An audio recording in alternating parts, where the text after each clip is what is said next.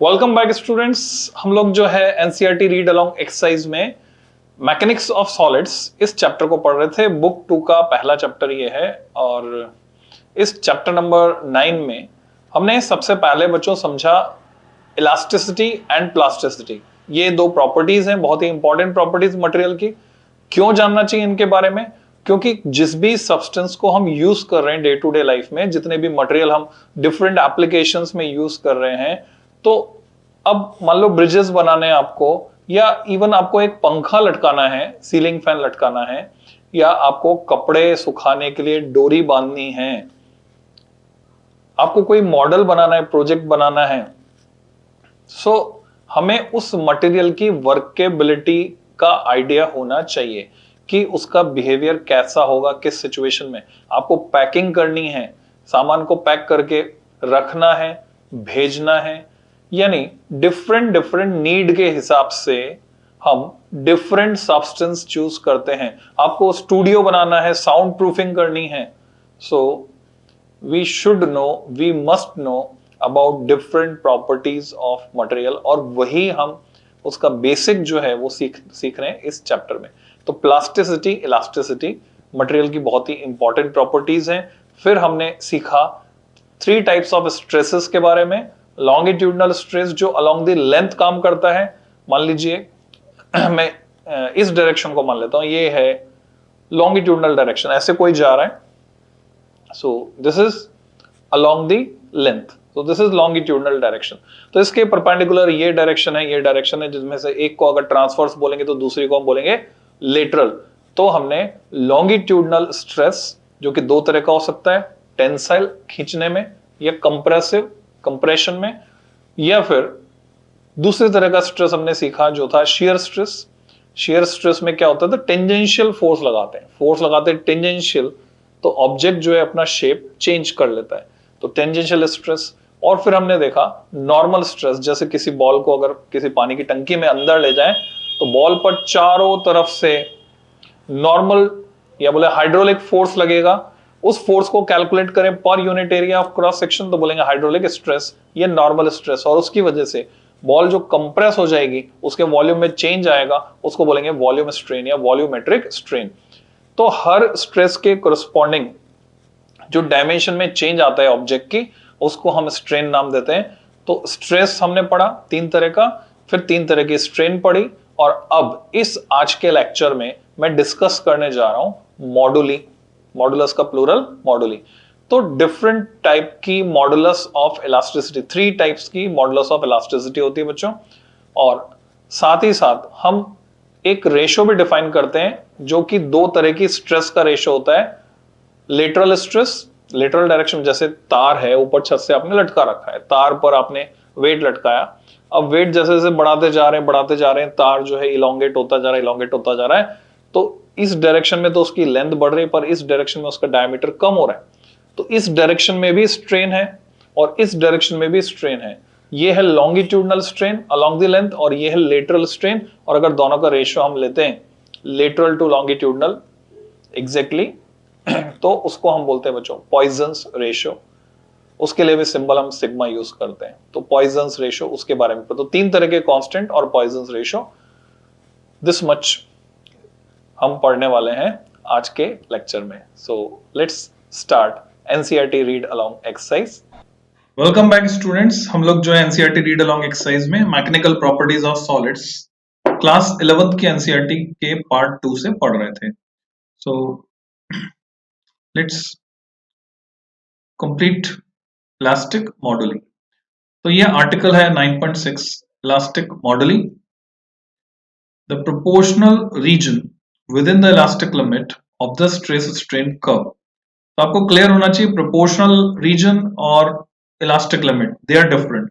Proportional region पहले खत्म हो जाता है, जबकि इलास्टिक लिमिट थोड़ा आगे तक जाती है। अगर मैं आपको ग्राफ वापस से दिखाऊं तो proportional region is up to A only and elastic limit is up to B. तो इलास्टिक लिमिट प्रोपोर्शनल रीजन के बाद भी जाती है, हालांकि स्ट्रेस स्ट्रेन के प्रोपोर्शनल नहीं रहता या स्ट्रेन स्ट्रेस के प्रोपोर्शनल नहीं रहता।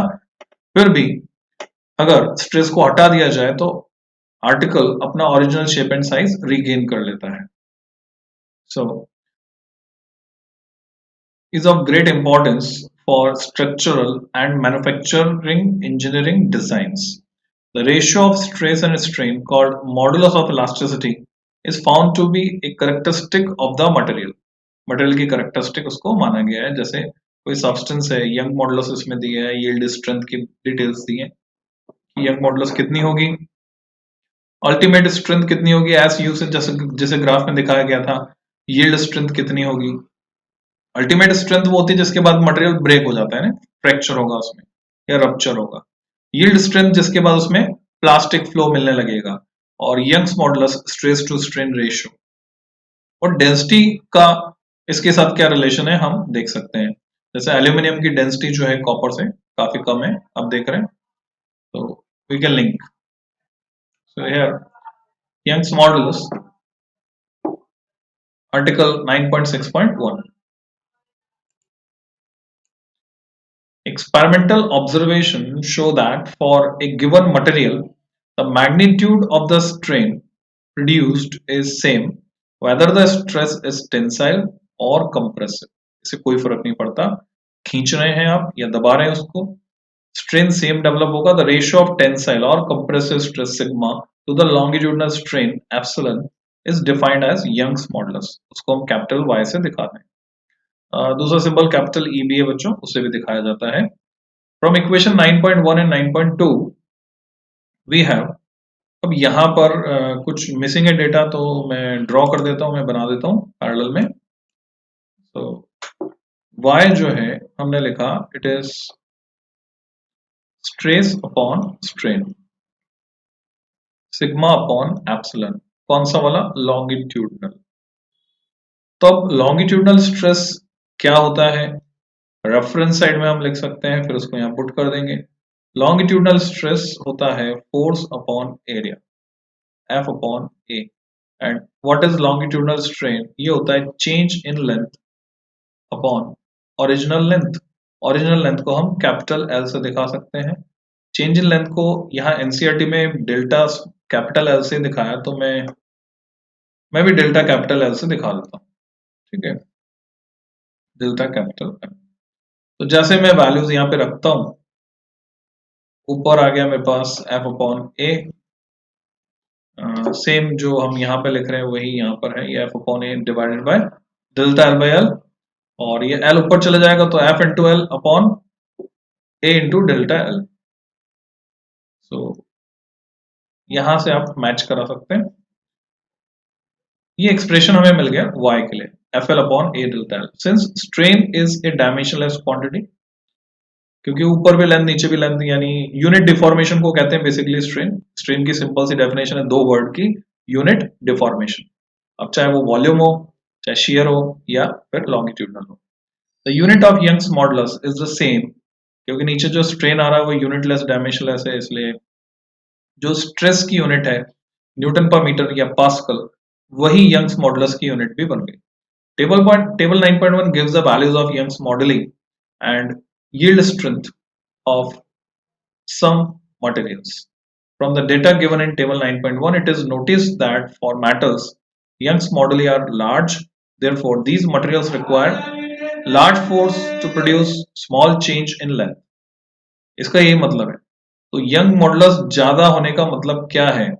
यंग मॉडुलस अगर ज्यादा है तो उसका मतलब है उस मटेरियल के में स्मॉल चेंज अगर लेंथ में प्रोड्यूस करना है आपको, तो आपको फोर्स जो है वो बड़ा चाहिए, ज्यादा फोर्स चाहिए.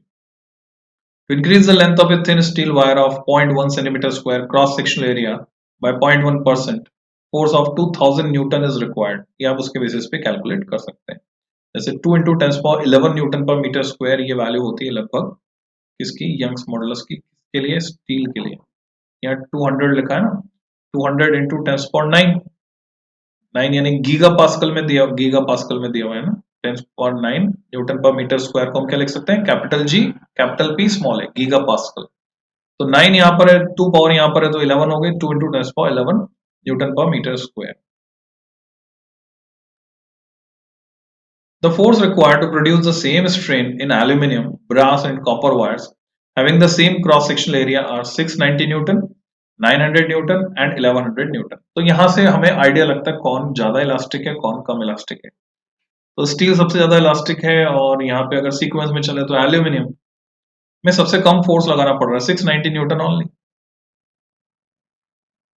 तो ये नॉलेज काम आती है डिजाइन में, engineering design. It is for this reason that steel is, इसीलिए हम क्या करते हैं, स्टील यूज करते हैं, preferred in heavy duty machines and in structural designs. Wood, bone, concrete and glass have rather small Young model. उनका Young models बहुत ही कम है। ये यहाँ पे वैल्यूज दी हुई हैं, ये यंग्स मॉडल्स इनका। वुड, बोन, पॉलिस्ट्रेन, तो इनकी इलास्टिसिटी बहुत कम होती है।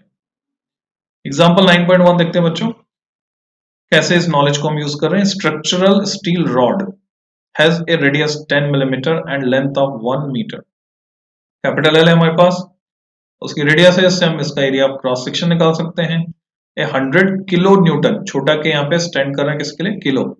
फोर्स स्ट्रेचेस इट, वो लगाकर हम इसको खींच रहे हैं along its length, यानी longitudinal stress। Calculate stress elongation and, आपको है ना स्ट्रेन नहीं कैलकुलेट करना है, ध्यान दीजिए, elongation डेल्टा एल निकालना है। स्ट्रेन निकलेगा डेल्टा एल अपॉन एल, तो एल से मल्टीप्लाई करना पड़ेगा उसको। And see strain on the rod, strain कितना भी निकालना। Young's modulus of structural steel वो दिया हुआ है 2 × 10⁻11। अब न्यूमेरिकल डेटा से हम कैसे सीखते हैं बच्चों, ये जो आप देख रहे हैं 2 × 10⁻11 न्यूटन पर मीटर स्क्वायर, ये एक्चुअल में रियल डेटा है। आप चाहे अभी 11th में पढ़ रहे हो, या कंपटीशन की तैयारी कर रहे हो, या फिर आप इंजीनियरिंग में चले जाएंगे, ये डेटा चेंज होने वाला नहीं है स्टील के लिए, इट विल रिमेन सेम। और इस बात से भी कोई फर्क नहीं पड़ता कि वो जो तार है वो मोटा है, पतला है, स्टील का तार लंबा है, छोटा है, उससे भी कोई फर्क नहीं पड़ता। स्टील मटेरियल उसके लिए फिक्स है, Young's modulus. We assume that rod is held by a clamp at one end and the force F is applied at the other end, parallel to the length of the rod. तो वो खिंचाव बल महसूस करेगी। Stress होगा F upon pi R square, हमने F की value रखी पाई आर स्क्वायर और इसे कैलकुलेट कर लिया। इलॉन्गेशन के लिए हमने यंग्स मॉडुलस को यूज किया डेल्टा एल निकालने के लिए, और ये फॉर्मूला लगा दिया सीधे, तो आप इजीली इसको कर सकते हैं। और स्ट्रेन निकालने के लिए हमने डेल्टा एल बाई एल निकाला, और अगर उसको हम परसेंटेज में एक्सप्रेस करना चाहते हैं बच्चों, परसेंटेज में एक्सप्रेस कर सकते हैं, इंटू 100 करके। तो यहाँ आप देख रहे हैं 10⁻³ आ रहा था, 1.59 को हमने राउंड ऑफ कर दिया, तो -3 ये जो एक माइनस अगर मैं हटा देता हूँ 100 से मल्टीप्लाई करता हूँ, तो ये 0.159 होगा, जिसको 0.16 में लिखो, इस तरह से इसको लिखा। एग्जाम्पल 9.2, एक copper wire of length 2.2 metre and steel wire of length 1.6 metre, ये दो वायर हैं, both of diameter 3 millimetre. Comparison करना है तो हमें दोनों को एक साथ लेना होगा। तो 3 मिलीमीटर का diameter are connected end to end. End to end का मतलब क्या होता है बच्चों, इसका डायग्राम अगर आप बनाना चाहें तो बना सकते हैं। एंड टू एंड का जो मीनिंग है वो ये है, सिंपल देखा जाए तो हमने इनको ऐसे जोड़ दिया, ये पहला तार और ये दूसरा तार, एक तांबे का तार है, दूसरा स्टील का तार है, और ये है रिजिड एंड्स, ये कॉपर वायर हो गया और ये हो गया स्टील वायर। तो ऐसे जोड़ दिया। अच्छा, एक तरफ रिजिड एंड रहेगा, दूसरी तरफ क्या करेंगे, लटका देंगे, वजन लटका देंगे, यानी वेट जो भी है, क्योंकि तभी तो ये इनमें स्ट्रेस डेवलप होगा। वेट लटका देंगे, एक तरफ रिजिड एंड दूसरा वेट लटका। डायमीटर दोनों का 3 मिलीमीटर है। When stretched by a load, the net elongation is found to be 0.7 millimetre obtain the load applied। तो इनमें जो खिंचाव होता है, अच्छा ये है पैरेलल कॉम्बिनेशन। आपको जज करना पड़ेगा बच्चों, ऐसे लटकाया है, थोड़ा दिमाग लगाओ, कॉमन सेंस, या ऐसे लटकाया है, ये हुआ series combination. Suppose this is copper and this is steel. This is mode 1, which is correct, or mode 2 is correct. So just think about, जवाब आपको जरूर मिलेगा, आप इतने होशियार जरूर हैं, क्योंकि जैसे हम क्वेश्चन की पूरी लैंग्वेज पढ़ते हैं तो हमें क्लैरिटी आती है। मेरे को कैसे लगा कि ये केस भी हो सकता है, मेरे को ऐसे लगा कनेक्टेड एंड टू एंड। अब यहां पर इलोंगेशन दिया हुआ 0.7, ऐसे लटकाएंगे अगर, जैसे फर्स्ट मोड है ऐसे लटकाया अगर आपने, तब क्या होने वाला है, तिरछा हो जाएगा, कॉपर ज्यादा खींचेगा, स्टील कम खींचेगा, और ये तिरछा हो जाएगा, दोनों बराबर लोड नहीं लेंगे। पर अगर ऐसे लटका है तो कुछ एक्सटेंशन कॉपर में होगा, कुछ स्टील में होगा, और दोनों का एक्सटेंशन मिलाकर, कुछ एक्सटेंशन कॉपर में, कुछ स्टील में, और दोनों का एक्सटेंशन मिलाकर टोटल एक्सटेंशन होगा। Copper and steel wire under a tensile stress because they have the same tension. Solution देखते हैं बच्चों। Equal to load W and the same area of cross section A, we have stress equal to strain into Young's modulus. Therefore W by A equal to Young's modulus time strain। Stress को हमने y into strain किया और value रख देंगे। अब यहां जो लिखा हुआ है उसको समझें।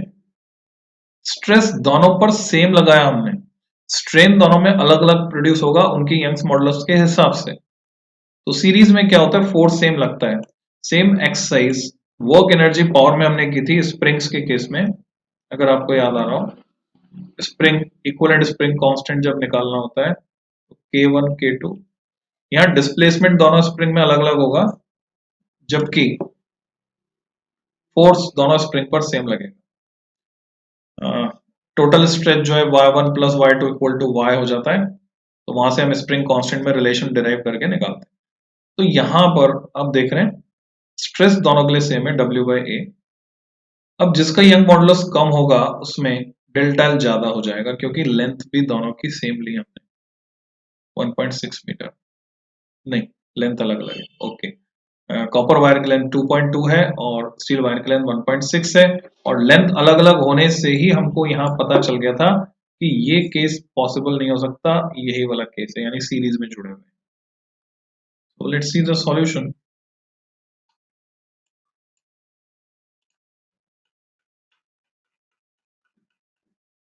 Where the subscript C and S refers to copper and stainless steel respectively, और यहाँ से delta L upon delta S यानी delta LC upon delta LS हमको मिल जाएगा।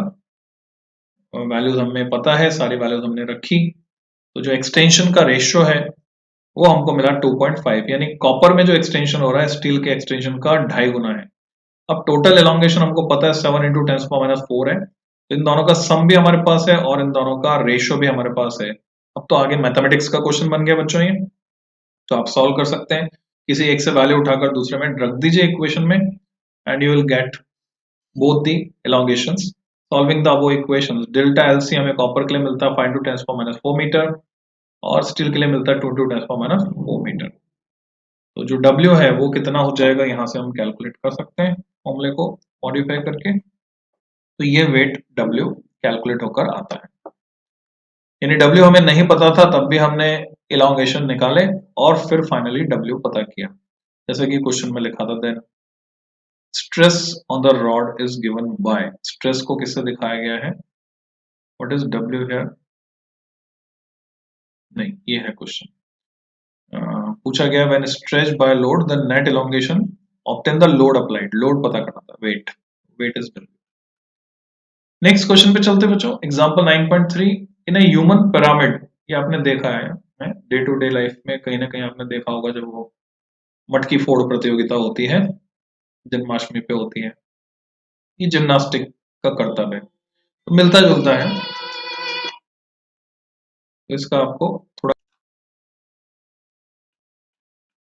तो क्वेश्चन में क्या पूछा है वो देखते हैं। In a human pyramid in a circus, the entire weight of the balance group is supported by the legs of a performer who is lying on his back as shown in figure 9.5। तो किसकी बात कर रहे हैं, इसकी बात कर रहे हैं जो नीचे पीठ के बल लेटा हुआ है।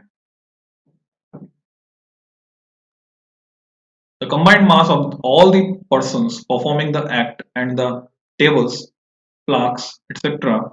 जो भी इसमें इक्विपमेंट लगे हैं इन्वॉल्व 280 kg, 280 kg ऊपर से आ रहा है। The mass of the performer lying on his back at the bottom of pyramid, उसका खुद का है 60 kg। Each thigh bone femur of this performer has a length of 50 cm, उसकी thigh bone, and an effective radius उसकी 2 cm। Determine the amount by which each thigh bone gets compressed under the extra load।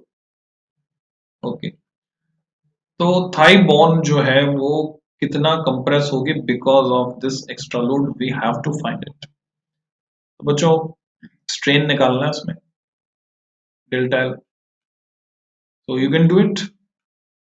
Total mass सबका 280, खुद का 60 kg. Mass supported by legs of performer 280 minus 60 220 kg उसके पैरों पर आ रहा है. ठीक है, उसका खुद का मास हमने सब्ट्रैक्ट कर दिया क्योंकि सभी परफॉर्मर्स के मास में उसका खुद का मास भी था. Weight of this supported mass 220 kg weight, उसको हमने न्यूटन में बदला, 2156 न्यूटन आ गया. Weight supported by each thigh bone of the performer आधा कर दिया हमने उसका 1078 न्यूटन.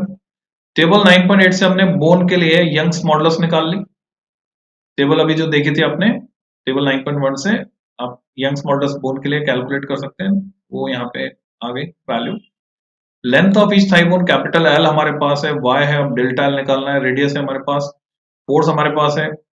रेडियस से हम एरिया ऑफ क्रॉस सेक्शन निकालेंगे, उसको सिलिंड्रिकल मानते हुए उसका area of cross section circular मानते हुए पाई आर स्क्वायर से हमने उसका एरिया ऑफ क्रॉस सेक्शन निकाल लिया. और उसके बाद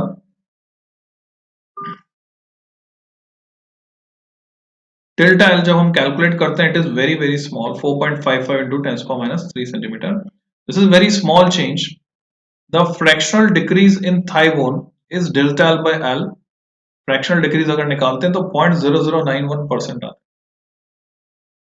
क्योंकि ये बहुत ही मामूली सा फर्क आया है. अगर आपने कभी सुना हो कि रात में आपकी लंबाई बढ़ जाती है जब आप सो जाते हैं, या आप जब सो जाते हैं जब आपकी लंबाई बढ़ जाती है, और जब आप खड़े हो जाते हैं आपकी लंबाई कम हो जाती है, is it true? Just think about it in detail और आपको पता चलेगा कि हाँ, ऐसा कुछ है. आप अपनी लंबाई नापें किसी सेंसिटिव इंस्ट्रूमेंट से.